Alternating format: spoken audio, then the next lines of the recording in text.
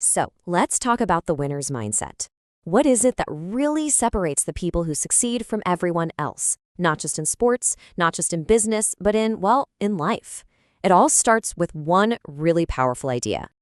Just let that sink in for a second. It's a blunt way of saying, we all want the prize, right? But are we actually willing to pay the price? Everyone wants that incredible view from the mountaintop. Everyone wants the championship ring. But what does it really, truly cost to get there? To answer that question, we have to start by tackling a massive misconception, a myth that holds so many people back. I like to call it the success fairy myth.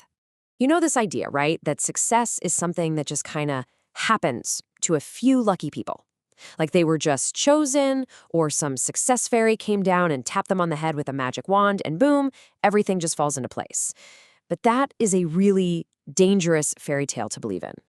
So this forces us to ask a really important question and shift our whole perspective. Is success something you just wait around for and hope you get given? Or is it something you have to build yourself, brick by painful brick? The answer to that? Well, it changes everything. And that brings us right to the absolute core of the winner's mindset. See, it's not about what you do when everything is going perfectly. Not at all. It's about what you do when everything is falling apart. This is what we call the hard day difference. Look, on the good days, when you're motivated, you're fired up, the sun is shining, anybody can perform. That's easy. But the hard days, when you've been rejected 3 times in a row, when someone on your team quits, when you feel physically sick, those are the days that actually define you. Because on those days, winners, they show up anyway. That right there is the secret. Okay, so if showing up on the hard days is the key, what's the tool? What's the one thing that separates the good from the truly legendary?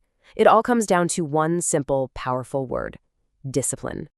And this is a much better way to think about self-discipline. It's not about punishing yourself. It's a choice. It is deciding to do the thing that needs to be done, especially when you don't feel like it. But here's the real kicker: doing it with passion, doing it like you love it. That's where the real power is. You know, it's a pretty direct equation when you think about it. There's no big mystery. You want the kind of results that the greats get? Well, you have to be willing to do the things that the greats do. The discipline they live by every single day, that's the price of admission. I mean, just think about this for a second. Kobe Bryant tears his Achilles tendon.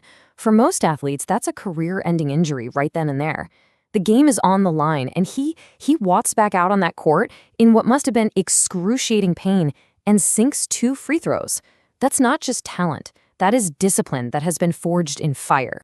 And it wasn't just Kobe, not by a long shot. Michael Jordan playing with the flu in the NBA Finals, the legendary flu game. All the greats have these stories. They didn't make excuses. They played hurt. They just found a way. They built that mental muscle to push through literally any circumstance. And that's the whole point. Serena Williams, Tiger Woods, you name the legend. This quality, this relentless, stubborn, unwavering discipline, especially on the hardest days, that is the separator. It is the single biggest reason why we remember their names as legends, and not just as footnotes in some history book. But here's the thing. This battle, it isn't just fought out on the court or in a boardroom. The most important battlefield of all is that 6 inches between your ears. It's all about winning your inner war. This is just a fundamental truth of life. Before you can conquer any challenge out there in the world, you have to conquer the voices of doubt and comfort and weakness inside your own head. Every victory you'll ever have starts as an internal one. We all have these 2 voices in our head, don't we? On one side, you've got the easy voice. It's so comforting. It tells you, it's okay, you can quit, take a break. But then, on the other side, you have the voice of truth. And it's harsh, it's demanding. It tells you that you're leaving potential on the table. A winner learns how to listen to that voice of truth, even when it stings. So how do you actually do it? Well, you build a ritual. You build a habit. Because when the pressure hits, you don't rise to the occasion, you sink to the level of your training. So first, recognize that every hard day, every obstacle is a test. Second, make a conscious decision to stop running, stop flinching. Third, step up and take action. And fourth, and this is crucial, you get your list done, no matter what. Fire, earthquake, it doesn't matter. The list gets done. Okay, this leads us to the final and maybe the most profound mindset shift of them all. We have to completely reframe how we think about the entire journey. Here it is. The dream is the struggle. We're all taught to see struggle and pain as stop signs, right? As proof that we're going the wrong way. But the winner's mindset sees it completely differently. The frustration, the exhaustion, the pain, those aren't roadblocks. They're mile markers. They are proof that you are on the right path, doing the hard work that other people just aren't willing to do. And this is the ultimate reframe. The dream isn't the trophy at the end. The dream is the grind. It's those early mornings, the late nights, that moment where you push through when every part of you wants to quit. That is actually the dream. The person you become in the middle of that struggle, that's the real prize.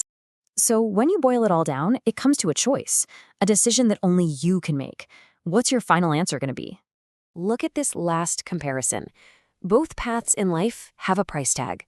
The price of discipline, yeah, it's paid in effort, in sweat, in discomfort. It is heavy, for sure, but you only have to lift it today. The price of regret, though, that's measured in a whole lifetime of what-ifs. And that weight, it just gets heavier and heavier every single year forever. So which weight would you rather carry? The choice is yours. It's nobody else's. Every single day gives you a new test, a new choice. So the question is, what are you willing to do to get what you really want?